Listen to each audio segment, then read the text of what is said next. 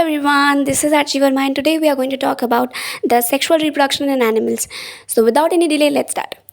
हमने पहले प्लांट्स के बारे में देख लिया था कि सेक्सुअल रिप्रोडक्शन क्या होता है. तो सेक्सुअल रिप्रोडक्शन चाहे एनिमल्स में हो चाहे प्लांट्स में हो, डेफिनेशन वही रहेगी सेक्सुअल रिप्रोडक्शन की.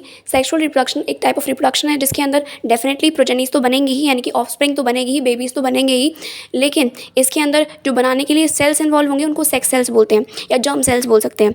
ठीक है. और अगर हम बात करते हैं ह्यूमन्स के अंदर, तो इन सेक्स सेल्स का नाम अगर मेल के केस में देखेंगे तो जो मेल गैमीट होता है उसको हम स्पर्म बोलते हैं, और अगर फीमेल के केस में देखेंगे तो उसको हम ओवम बोलते हैं या फिर ओवा बोल सकते हैं, फिर एग बोल सकते हैं. राइट. एक बार और अच्छे से बता देती हूँ. सेक्सुअल रिप्रोडक्शन चाहे वो एनिमल्स में हो चाहे वो प्लांट्स में हो, हमारे पास बेसिकली दो तरीके के सेल्स होते हैं हमारी बॉडी के अंदर. एक तो सोमैटिक सेल्स, एक सेक्स सेल्स या फिर जर्म सेल्स. सोमैटिक सेल्स जो हमारे हाथ में है, पैर में है, हमारा जो न्यूरॉन है, ऐसे करके जो भी सेल्स होते हैं जो कि मेजॉरिटी ऑफ द बॉडी बना रहे होते हैं, उनको हम सोमैटिक सेल्स बोलते हैं. और जो सेल्स हमारे रिप्रोडक्शन में पार्टिसिपेट कर रहे होते हैं उनको हम सेक्स सेल्स बोलते हैं या जर्म सेल्स बोलते हैं. अगर वो मेल के अंदर देखे जाएंगे यानी कि ह्यूमन मेल्स के अंदर तो उनको हम स्पर्म्स बोलते हैं, और अगर फीमेल्स के अंदर देखे जाएंगे यानी कि ह्यूमन फीमेल के अंदर उसको हम ओवा बोलते हैं या फिर ओवम बोल सकते हैं, फिर एग भी बोल सकते हैं. तो आज अभी अब तक हमने डेफिनेशन तो देख लिया बहुत अच्छे से. आप थोड़ा सा देख लेते हैं कि ये जो मेल जर्म सेल है उसका स्ट्रक्चर कैसा होता है, या फिर फीमेल जो जर्म सेल है यानी कि जो ओवम है या फिर एग है उसका स्ट्रक्चर कैसे होता है. तो पहली बात करते हैं स्पर्म्स की. अगर क्लास 10th के लेवल पर देखी जाए खाली, तो आपको बस इतना याद रखना है कि जो स्पर्म है उसका जो एक हेड होता है, एक मिडिल पीस होता है और एक टेल होती है. जो हेड वाला पोर्शन है उसमें स्टार्टिंग में एक्रोसोम लगा होता है. अब कैसे याद रखोगे कि एक्रोसोम क्या होता है? आपको सिर्फ इतना याद रखना है कि एक्रोसोम एक पोर्शन होता है जो कि क्या करता है कि जब वो हमारी जो ओवा है उसकी प्लाज्मा मेम्ब्रेन के साथ में कांटेक्ट में आएगा तो वो ईजिली उसको पेनिट्रेट करने में अदर, या फिर बोल सकते हैं कि उसको अंदर ईजिली एंटर करने में मदद करेगा. यानी कि सिंपल सी बात बताऊं, जो हमारा स्पर्म होता है उसके पास 3 पार्ट्स होते हैं उसके पूरी स्ट्रक्चर के अंदर. एक हेड पोर्शन, एक मिडिल पीस पोर्शन और एक टेल पोर्शन. जो उसका हेड पोर्शन होता है उसमें सिंपल सा एक स्टार्टिंग जो उसके ऊपर वाला सरफेस होता है उस पर एक एक्रोसोम नाम का स्ट्रक्चर लगा होता है. उसके अंदर बहुत सारे एंजाइम्स होते हैं. वो सिर्फ इतना मदद करता है ताकि ईजिली जो स्पर्म है वो ईजिली, उसका जो न्यूक्लियस है बेसिकली जो इसका हेड वाला पार्ट है उसके अंदर न्यूक्लियस भी होता है, तो वो ईजिली उसके अंदर एंटर कर सके. किसके अंदर एंटर कर सके? जो एग है या जो ओवा है उसके अंदर एंटर कर सके.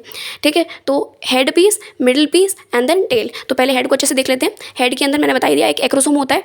उसके बाद उसके साथ साथ में एक्रोसोम स्टार्टिंग वाले पॉइंट पे लगा होगा और एक्रोसोम के जस्ट पीछे हेड के अंदर ही यहाँ पे न्यूक्लियस लगा होगा. और हमें सिंपल से सोचने वाली बात ये है, क्योंकि जितना सारा जेनेटिक मटेरियल है, जितना सारा जो जीन्स होते हैं, जितने सारे क्रोमोसोम्स हैं, जो भी चीज़ें, वो सारा का सारा हमारे पास न्यूक्लियस के अंदर ही प्लेस्ड होता है. अगर न्यूक्लियस ही नहीं जाएगा क्या बोल सकते हैं एग के साथ में फ्यूजन करने के लिए, तो जो प्रोजेनी आएगी उसके पास जेनेटिक मटेरियल नहीं होगा. इन शॉर्ट हम ये बोल सकते हैं कि एक जो प्रोजेनी आने वाली है, जो जनरेशन नेक्स्ट जनरेशन आने वाली है, जो बेबी आने वाला है, उसके पास कुछ ना कुछ जीन्स तो होने चाहिए ना एक्सप्रेस करने के लिए. कि अगर उसके पास कोई जीन्स ही नहीं होंगे तो उसको उसके अंदर कैसे डिफाइन होगा कि आँखों का कलर ब्राउन होना चाहिए, ब्लैक होना चाहिए, क्या होना चाहिए. तो आधा जो पोर्शन होता है वो मेल से आता है और आधा जो पोर्शन होता है वो फीमेल से आता है. और ये आने के लिए इनका न्यूक्लियस का फ्यूजन होना इंपॉर्टेंट होता है.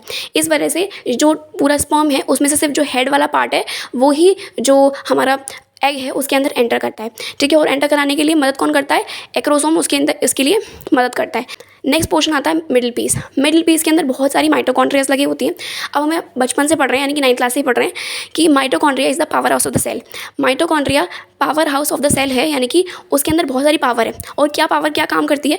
वो ATP बनाती है, एडिनोसिन ट्राइफॉस्फेट बनाती है. अब आपको ज़्यादा नहीं पता है तो आप इतना ध्यान रखो कि जो ATP है उसका सिर्फ इतना काम होता है कि वो एनर्जी देता है. इतना ध्यान रख लो कि एनर्जी देता है ATP. तो जब माइटोकॉन्ड्रिया जो मिडिल पीस है जो कि सेकंड पोर्शन है हमारे स्पर्म का, उसमें अगर बहुत सारी माइटोकॉन्ड्रियाज लगी हैं तो यानी कि जो इसके पास बहुत सारे एनर्जी आएगी.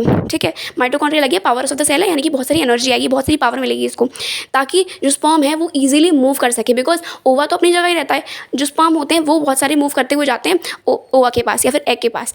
तो उसको एनर्जी देने का काम कौन करता है? ये जो मिडिल पीस होता है ये इसको एनर्जी देने का काम करता है. और टेल इसकी मोटिलिटी के लिए मदद करती है. जैसे अब इसको थोड़ा सा अच्छे से एक्सप्लेन कर देती हूँ. आगे का जो पीस है वो हेड है, बीच वाला पीस मिडिल पीस है और लास्ट वाला टेल होती है. टेल अपने आप को बहुत ज़ोर ज़ोर से घुमाती है या बोल सकते हैं तैरती है. और ये जो पूरा का पूरा स्पर्म है, उसका पूरा का पूरा स्पर्म का स्ट्रक्चर है, वो आगे की तरफ मूव करता चला जाता है. और एनर्जी कहाँ से मिलती है? मिडिल पीस से. लेकिन मूव कौन करता है? टेल मूव करती है, लेकिन एनर्जी मिलती है मिडिल पीस से. और जब फ्यूजन होता है तो उसमें जो सिर्फ हेड वाला पीस ही जो ओवा है उसके अंदर एंटर करता है।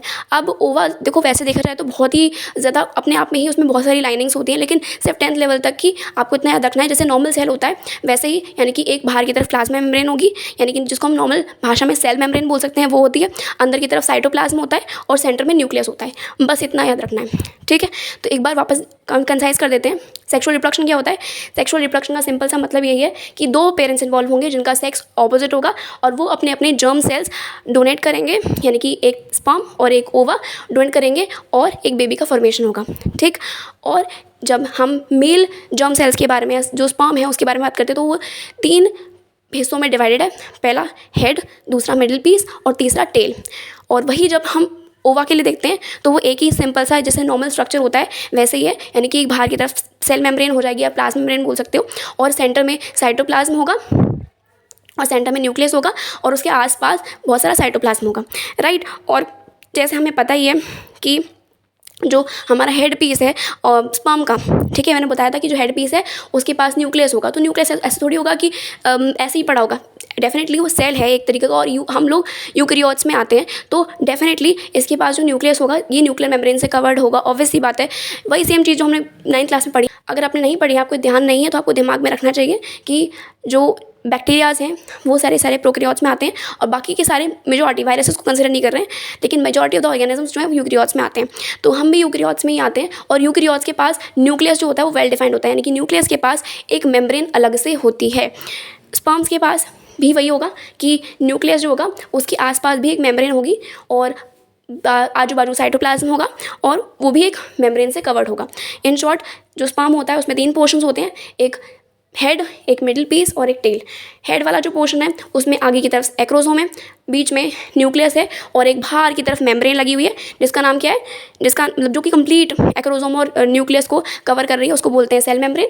और बीच में साइटोप्लाज्म भरा हुआ है, और फिर नेक्स्ट मिडिल पीस में हमारे पास माइटोकॉन्ड्रियाज हैं जो कि एनर्जी जनरेट कर रही है, और उस एनर्जी को यूज़ करते हुए जो टेल है वो मूव कर रही है, ताकि जो स्पर्म है वो विगरस मोटिलिटी दिखाते हुए ओवा तक पहुँच सके।